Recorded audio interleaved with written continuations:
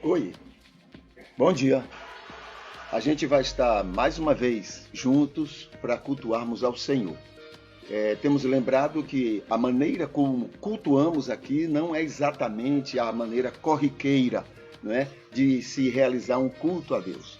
O culto nosso aqui é a grande preocupação de estarmos compreendendo o texto bíblico e compreendendo como, não é, o que é que está por trás daquilo que a letra do texto bíblico está nos falando. Então é compreender o carinho terapêutico de Deus naquilo que ele está revelando, não é, através do que foi escrito por aquele escritor, qualquer que seja o escritor. Então, Deus é o mesmo. Desde o primeiro homem, Deus é o mesmo de hoje. Tem os mesmos projetos, as mesmas vontades. Deus não mudou em nada. Algumas pessoas acreditam que ele teve uma maneira de se revelar em cada momento da história da humanidade, né? A depender do homem. Não, de maneira nenhuma. Deus se revelou da mesma forma o tempo todo. O homem é que, no desenrolar da história, foi entendendo melhor esse Deus. É isso que é chamado de revelação progressiva. Entende? E isso não atrapalha, então, não, a ação de Deus? Não. Não atrapalha porque o texto bíblico não é exatamente a letra, mas o espírito da letra. E esse espírito da letra é revelado pelo Espírito de Deus, o que é chamado de iluminação. Entende? Então, quando a Bíblia coloca que nós temos a mente de Cristo, é a ação do Espírito nos fazendo compreender a vontade de Deus naquilo que estamos lendo. Tá bom? Então você vai ver no texto bíblico, digamos aqui, não vou citar Davi não, vamos citar, no caso, Moisés. Moisés diz lá, olha, Deus se arrependeu de ter criado o homem. Foi o entendimento de Moisés, tudo bem. Moisés, a gente não pode culpar Moisés por isso. Agora, quando a gente tem o discernimento, eu posso até dizer, não, Deus se arrependeu, olha aqui. Mas no fundo do meu coração, eu vou entender que não há arrependimento em Deus, né? Porque Deus é onisciente. Se ele sabia que ia se arrepender no futuro, então, sábio do jeito que ele capaz do jeito que ele não faria aquilo que mais tarde iria levá-lo ao arrependimento. Entendeu? Então, a gente compreende o texto. Aliás, o próprio Moisés depois, né? O próprio Moisés, sendo Moisés o escritor daquele texto, lá em Números ele vai dizer, Deus não é homem para mentir e nem filho de homem para se arrepender, né? Mas isso aí é uma conversa para um outro dia. Então, o nosso interesse aqui é o de conhecermos melhor, né? É o de entendermos melhor a palavra de Deus, a Bíblia. né? Para a gente, então, desfrutar melhor, conhecer melhor o que Deus está querendo falar com aquilo. O que é que ocorre muito? Pessoas usam a Bíblia não como um instrumento confortador, mas usam para ser um instrumento culpador. A gente usa muito a Bíblia, nos ensinaram isso, nos carregaram para isso, para usar a Bíblia para principalmente condenar os outros. Porque a gente é assim, a gente funciona assim. Se eu faço uma coisa que a Bíblia diz ao contrário, eu tenho minha justificativa. Então, porque eu me justifico, então eu acho que eu estou coerente com a Bíblia. Entendeu? Então, enfim, normalmente a gente faz isso, né? Mas a gente usa a Bíblia como um instrumento culpador, quando na verdade a Bíblia não foi escrita para isso. Quem age para convencer o homem do pecado, da justiça e do juízo é só o Espírito Santo, tá bom? E isso ele faz de uma maneira muito sábia, muito coerente, muito tranquila, porque o grande interesse de Deus não é jogar as pessoas fora, mas é de criar uma situação para atrair essas pessoas para Ele, porque Ele ama essas pessoas. E a gente não sabe fazer isso. Então, graças a Deus, Ele colocou esse papel para o Espírito Santo. Tá bom? Grande parte das pessoas que não aceitam, não querem um convívio com Jesus, a culpa é nossa, não é deles, é nossa. Por causa do nosso jeito de ser, por causa da nossa maneira de conviver com eles, por causa da nossa maneira de culpá-los, condená-los, porque a gente, no fundo, não descansa de que o Espírito sabe fazer a obra dele, tá bom? Então, esse é o conteúdo, né, de um culto como este. Conhecermos melhor o aspecto terapêutico de Deus, né, em amar o ser humano. Reconhecer como é que o ser humano é e amar esse ser humano e trabalhar para salvar de todas as maneiras, de todas as formas, esse ser humano. Inclusive, salvar a gente da gente mesmo, né? O nosso pior inimigo somos nós, tá bom? O nosso pior inimigo somos nós. A gente, no desenrolar do tempo, a gente foi criando que é Satanás que faz as coisas. Não. A Bíblia diz que cada um vai dar conta de si. Ninguém vai poder usar o argumento de que eu não fiz porque o diabo não deixou. Eu não fiz porque o diabo me impediu. Ninguém vai fazer isso. Não tem condição, porque cada um dá conta de si. Entendeu? Então, esse negócio de jogar a culpa no outro, de botar que o outro é o responsável, não. De maneira nenhuma, a gente é que vai dar conta da gente mesmo. O nosso bom dia hoje vai para pessoas salvas. Pessoas que mostram claramente que são salvas, embora não estejam envolvidos em nenhuma igreja instituída. Fazem parte da igreja de Cristo, a igreja de todos os tempos, a igreja dos salvos, né? A igreja invisível. Fazem parte dessa igreja, mas por alguns ou por vários motivos, dentro da igreja, ou dessas pessoas, ou das próprias circunstâncias, pessoas que não fazem parte de igreja alguma. Entendeu? É possível isso, pastor? Sim, é possível, porque Deus salvou, antes de Cristo, muita gente, né? Muita gente espalhada pelo mundo, muita gente, e nenhum tinha igreja, nenhum. Se ele salvou pessoas naquela época e ele quer salvar o maior número possível de pessoas, não é agora que ele vai ficar freando porque existe igreja na face da terra. Então ele salva pessoas fora da igreja, porque não depende de igreja para ser salvo. Entende? É muito provável que... É muito provável não, a Bíblia diz que o número de joio é enorme.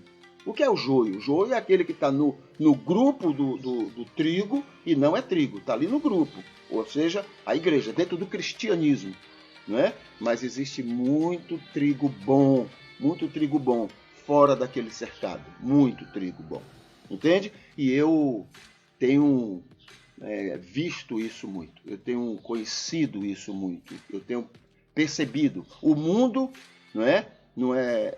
não está muito pior. Não é que seja pior, o mundo ainda está num equilíbrio muito interessante por causa, deixa eu ver como é que eu digo isso, muito provavelmente por causa desse trigo fora do cristianismo. Pelo cristianismo, no todo, joio e trigo, dentro do que se denomina cristianismo, o mundo estaria um caos. Porque a grande maioria dentro do cristianismo é joio. É o joio que usa o nome de Jesus para fazer o que Jesus não quer. É o joio que usa o nome de Jesus justamente para ir de encontro, para prejudicar, perseguir, atrapalhar a vida daquelas pessoas, não é, que não são cristãs. Às vezes não, grande parte das vezes até pessoas que estão dentro do cristianismo são perseguidos por esse joio, tá bom? Então, o nosso bom dia hoje vai para esse enorme número de pessoas que não estão ligadas a uma igreja ou uma denominação instituída, mas fazem parte do corpo de Cristo espalhado pelo mundo. Filipenses. Estamos em Filipenses capítulo 4, não é? E nesse capítulo 1, capítulo 2, capítulo 3, e agora já começamos o capítulo 4, já fomos até o versículo 9, a gente tem bebido das informações, da carta, do carinho, da demonstração de compreensão que Paulo tinha com aquela igreja ali em Filipos. E também bebidos pela maneira carinhosa como aqueles cristãos em Filipos viviam a vida cristã deles, né? Tanto dando ótimo exemplo, como também, e em consequência disto, né? Como também se preocupando, cuidando, enviando condições para o apóstolo Paulo exercer bem o seu ministério, né? Paulo era um missionário comissionado pela igreja de Antioquia, lá na Síria. Mas Filipo, na cidade de Filipo, é que então a igreja demonstrava toda essa preocupação de sustentá-lo de muitas maneiras, inclusive com carinho, com respeito e com a dedicação daquela igreja. Tá bom? Muito bem. Aqui no versículo 10, então, ele continua a sua carta, né? No primeiro momento, versículo 1 a 9, ele dá conselhos à igreja. Agora ele vai falar sobre a provisão de Deus. Então ele diz: ora, muito me alegro, muito me regozijo no Senhor, por terdes finalmente renovado o vosso cuidado para comigo, né? Não somente a questão do estarem orando, estarem enviando correspondência para Paulo, estarem mandando pessoas ao encontro de Paulo, mas também a questão do sustento, né? A Bíblia diz: digno é o obreiro do seu sustento. E aí eles estavam fazendo exatamente isso. E ele coloca, né? Tendes finalmente renovado o vosso cuidado para comigo, do qual, na verdade, andáveis lembrados, mas vos faltava oportunidade. Queriam ajudar, mas estava faltando quem pudesse levar. Mas primeiro que apareceu, eles mandaram, porque agora Paulo estava em Roma, né? Não digo isto por causa de necessidade, porque estou passando, né, problemas, dificuldades. Vocês não fazem isso porque eu estou passando necessidade, eu estou passando fome, eu estou passando dificuldade. Não é isso. Ele diz assim: porque já aprendi a contentar-me com as circunstâncias em que me encontro. Isso me lembra uma resposta que eu dei recentemente a uma pessoa. A pessoa muito carinhosa, muito cuidadosa, me perguntou, né? Há muita coisa que ocorre na vida das pessoas, ocorre na vida da gente. E aí elas perguntaram: e como é isso? Né? Que opinião o senhor tem para isso? O que eu disse para ela foi o seguinte: olha, grande parte das coisas que acontecem não é Deus que quer, não é Deus que, né? Não é do projeto de Deus. Deus não gostaria que fosse daquele jeito. Mas Deus permite. Grande parte das coisas que ocorrem com a gente não foi um plano de Deus. Ele permite, é um plano humano muitas vezes, é um plano caracterizado pelas nossas vontades, as nossas ideias. Então nós fazemos, eu vou chutar aqui assim, só para não dizer que é totalmente, mas 95% das coisas que a gente faz, que a igreja faz, que o cristianismo faz, 95, 96, 97% não é exatamente o que Deus gostaria. Mas por quê? Porque nós somos mesmo altamente limitados, preconceituosos, cheios de vontade, cheios de gosto, e ainda mais dirigidos pelo joio, a gente fica pior ainda. Entende? Então veja, essas coisas acontecem. Não é Deus que quer, não é projeto de Deus, mas é uma permissão. Deus permite. Agora o que é que ele faz? Ele permite, mas ele fica ali do lado. Entendeu? Ele apoia. Ele apoia no sentido de ele dar apoio para a gente aguentar, para a gente suportar. Ele dá forças, ele dá condições, abre oportunidades, cria outros caminhos. Entendeu? Para que a gente possa, então, saber. Aliás, o texto bíblico diz, né? Não veio sobre vós provação, senão, veja só, não é de origem divina, não é de origem do diabo, não. Vem de origem humana, vem de vocês mesmos. Vocês aqui criam as dificuldades para vocês. Né? Agora, fiel é Deus, que não vos deixará provar acima do que podeis. Ele não deixa. E quando ele vê que uma dificuldade vai ser acima do que a gente pode suportar, o texto bíblico diz que ele nos dá o escape. Escape aí não é uma fuga, não. Ele nos dá o escape para que possais suportar. Entendeu? Então, Deus trabalha dessa forma. Ele permite que as coisas boas, ruins, malignas, o que seja, né? Malignas que eu digo aqui não é coisa vinda de diabo, não. É coisas vindas da gente mesmo. A gente criando as coisas os males, né? Então, ele permite, mas ele está ali do lado da gente. E o texto o outro texto diz assim, ele sabe fazer com que todas as coisas contribuam para o bem dos que amam. Esse bem dos que amam não é exatamente só da pessoa que sofre o problema, mas é do coletivo, inclusive de quem fez o mal. Ah, que coisa linda! Eu acho isso lindo, né?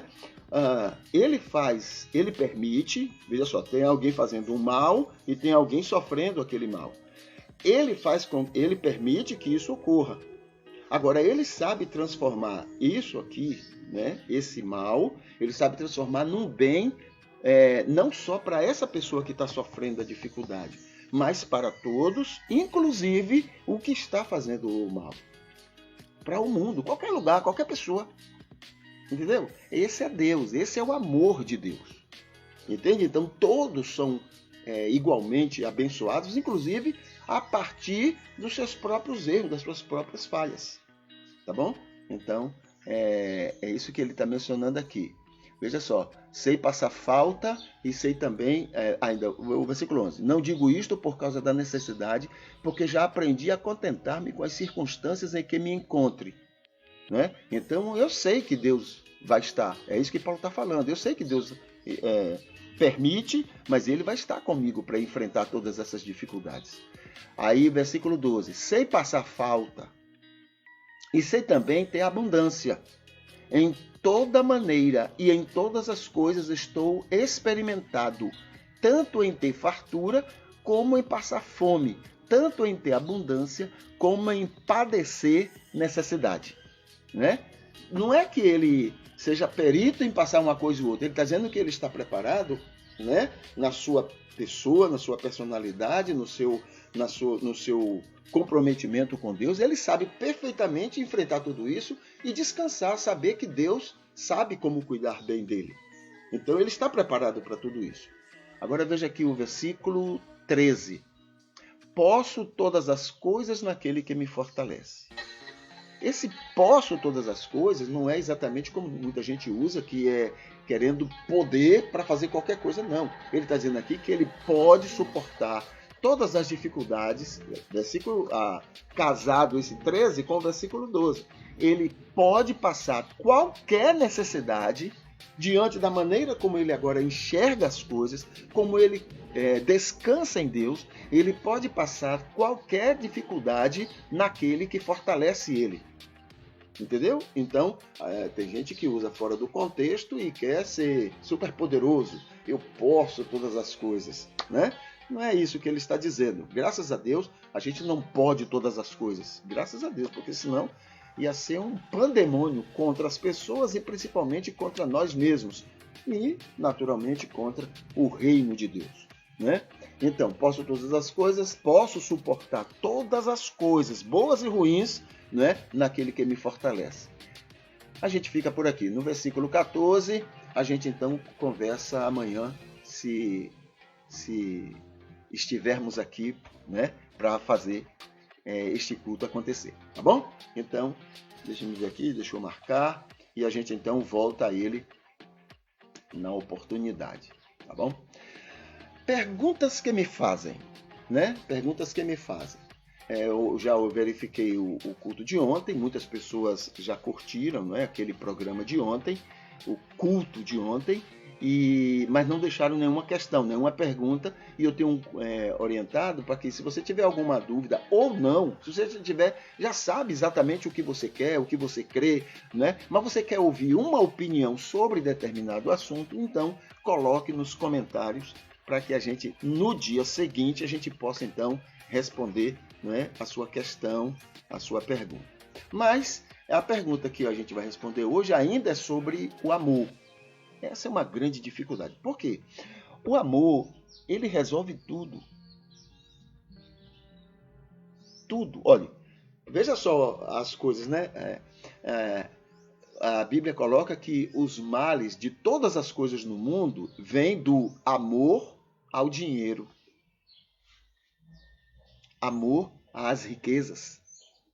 Amor ao capitalismo. É daí que vem todos os males do mundo. O capitalismo mata diariamente muito mais gente do que qualquer coisa que você imaginar na face da Terra. Entendeu? Inclusive as religiões. Eu não tenho dito que religião é o que mais mata no mundo? Pois é. Mata o cristianismo, né? O cristianismo matou muita gente na face do mundo de duas formas. Uma, diretamente, inclusive, por causa do amor ao dinheiro. Entendeu? Por trás de tudo aquilo havia isso. Não era para defender Jesus, não era para defender Deus, não era nessas coisas não. Era para garantir algumas coisas. E nos dias de hoje, o cristianismo mata muita gente porque é quem apoia com unhas e dentes, usando o nome de Jesus, o capitalismo. Todos os dias morre gente, bilhões de pessoas, bilhões não, né? Mas milhões de pessoas no mundo todo, inclusive na África, porque nós somos defensores ardentes do capitalismo. O capitalismo no mundo existe por causa do cristianismo. É o cristianismo que sustenta. Em nome de Jesus, em nome de Deus. Percebeu o antagonismo? Né? Muito bem. Então, mas o amor ao dinheiro é que faz todos os males do mundo. Agora, o amor às pessoas é quem produz toda a harmonia e toda a paz. Todo o bem. Então, se eu amo, eu não crio guerras, eu não crio dificuldades, eu não crio problemas, então vai haver harmonia. Mas se eu amo, quer dizer, se eu amo as pessoas, se eu amo a grana, se eu amo o capital, a grana, o dinheiro, se eu amo isso, se isso é o mais importante do que as pessoas, então aí sim eu vou criar, mesmo inconscientemente, eu vou criar muitos problemas para os outros e para mim mesmo.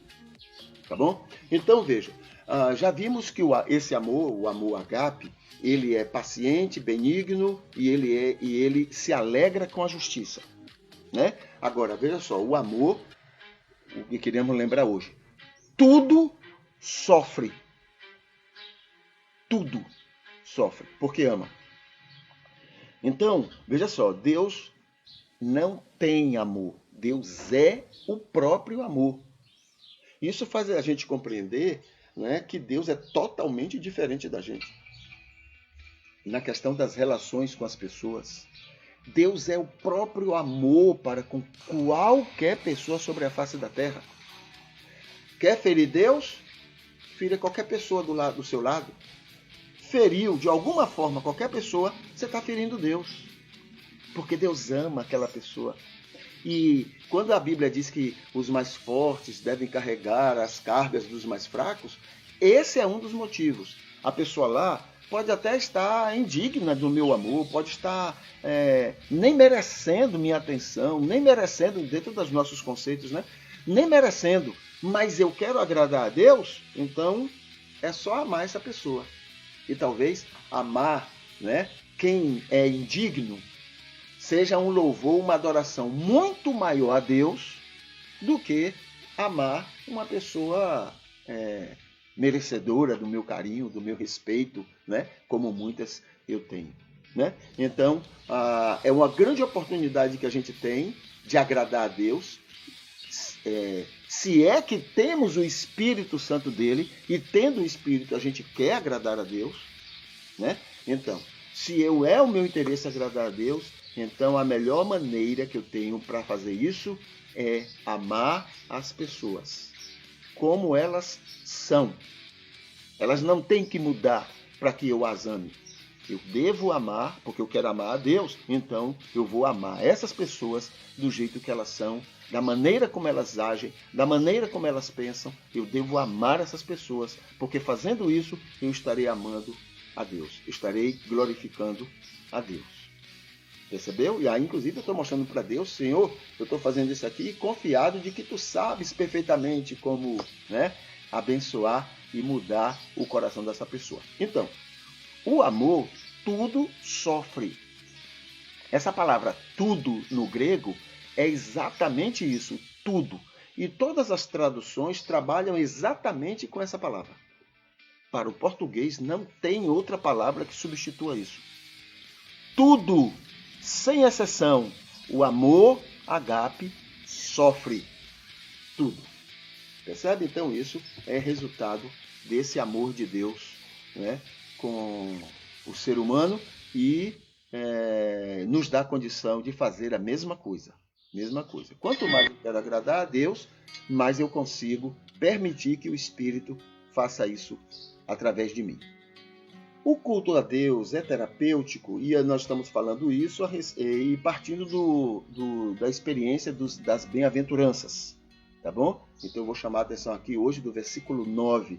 Bem-aventurados os que sofrem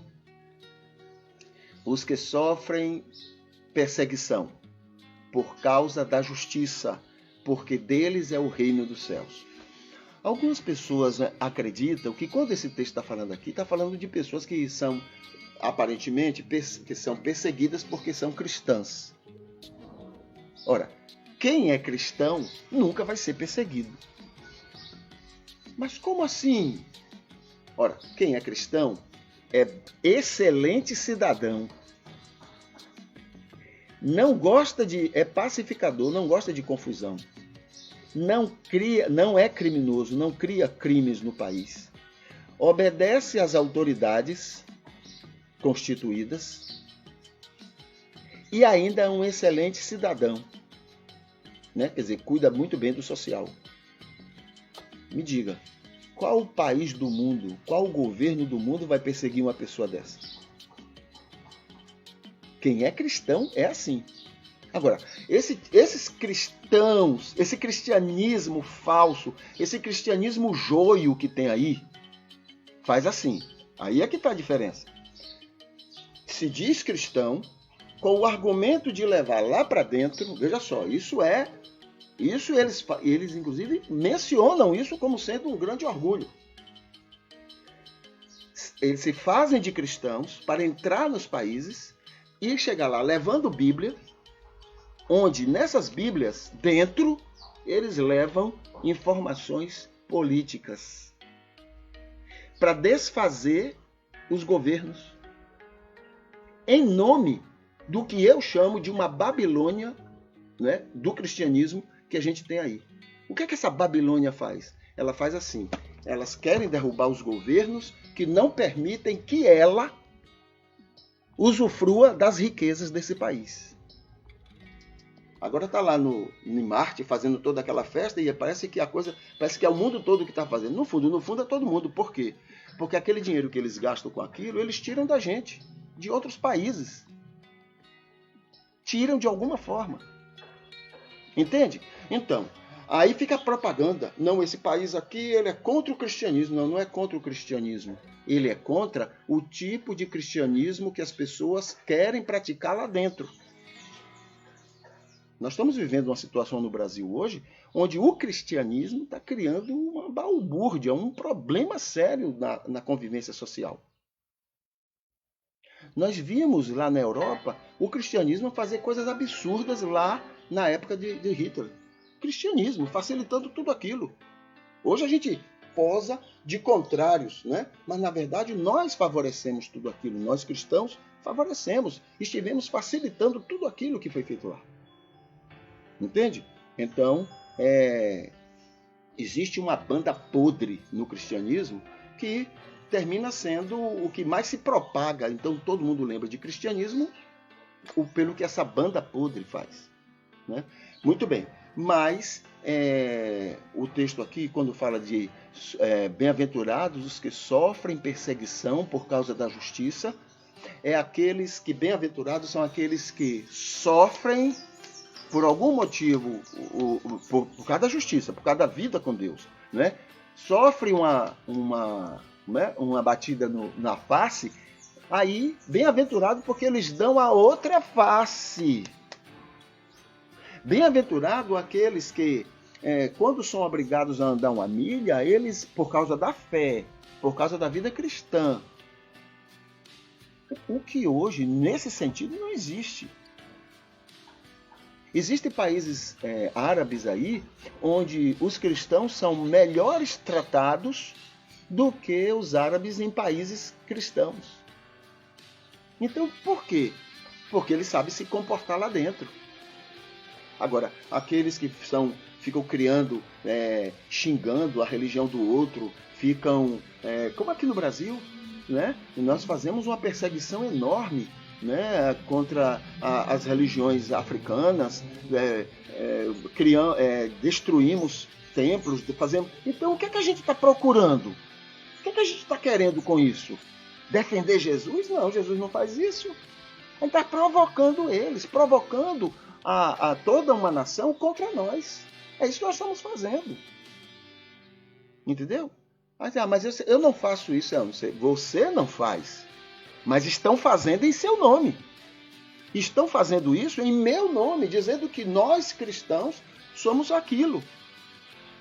O estado do Brasil, né, mais evangelizado, né, que mais tem evangélicos, é o Rio de Janeiro. Proporcionalmente, é o Rio de Janeiro. E é justamente o Rio de Janeiro que está fazendo isso aí. Entendeu? Então, quando diz aqui os que sofrem perseguição por causa da justiça, não é esse tipo de cristianismo, não.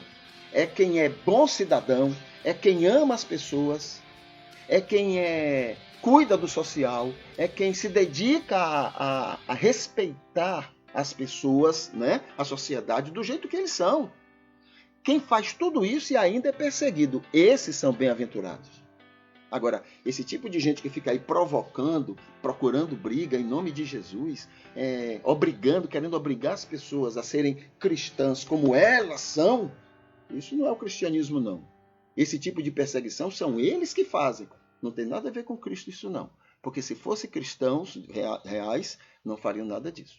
Entende? Então, bem-aventurados os que sofrem perseguição por causa da justiça, ou seja, quem é bons cidadãos, aqueles que amam as pessoas, respeitam as pessoas do jeito que elas são, defendem o direito que eles têm de serem cristãos ou não, defendem esses direitos, né? Então, esses que sofrem perseguição porque são assim, quando acontecer a perseguição, então esses são bem-aventurados. Viu a diferença? É importante que a gente veja essa diferença. Tem muita gente aí dizendo que está sofrendo por causa de Jesus, mas não é por causa de Jesus. É por causa da falta de Jesus na vida dela. Ah, não, eu estou sofrendo porque eu sou cristão. Não, você está sofrendo porque você não é cristão. Não é um seguidor, não é um imitador de Jesus. Entendeu? E aí usa o nome de Jesus para poder se safar, para poder se proteger, mas no fundo, seu comportamento não é de cristão. Certo? Então, bem-aventurado, né? São essas pessoas. São esses que Deus usa, são esses, né, que são ótimos cidadãos, que amam as pessoas, que Deus usa para atuar como terapia neste mundo. Vamos orar. Muito obrigado, Senhor Deus, porque somos tão falíveis, tão fracos, tão pequenos, erramos tanto, somos tão falhos, mas ainda assim tu fazes grandes milagres através da gente para abençoar as pessoas, para abençoar a sociedade, para, ó Deus, sermos luz neste mundo, para sermos sal nesta terra. Ó Deus, muito obrigado porque tu tens nos auxiliado para que a gente, querendo te agradar, a gente possa ser bênção para estas pessoas que convivem conosco. Muito obrigado, te agradecemos no nome de Jesus. Amém. Muito bem. Então, estamos encerrando o nosso culto ao Senhor. Hoje é sexta-feira, né? Hoje provavelmente não vamos ter nenhuma entrevista sendo realizada. E hoje, sexta-feira, é um ótimo dia para repensar sua vida com o seu futuro. Então, chama, né, de maneira formal, né? Chama Deus num cantinho, planeje o seu futuro, pense o que é que você quer, ou então, você já sabe, né? O que é que eu posso fazer para melhorar isso para o meu futuro, tá bom? Porque é do interesse de Deus que você seja feliz agora e no futuro. É do interesse de Deus que você, sendo feliz, as pessoas ao seu redor sejam felizes também, tá? Então que hoje seja um dia especial para você, nos seus relacionamentos e na sua convivência com o Senhor, tá bom? E amanhã, se tudo correr bem, a gente vai estar por aqui glorificando ao Senhor, buscando entender a palavra de Deus para a nossa vida, tá? Então,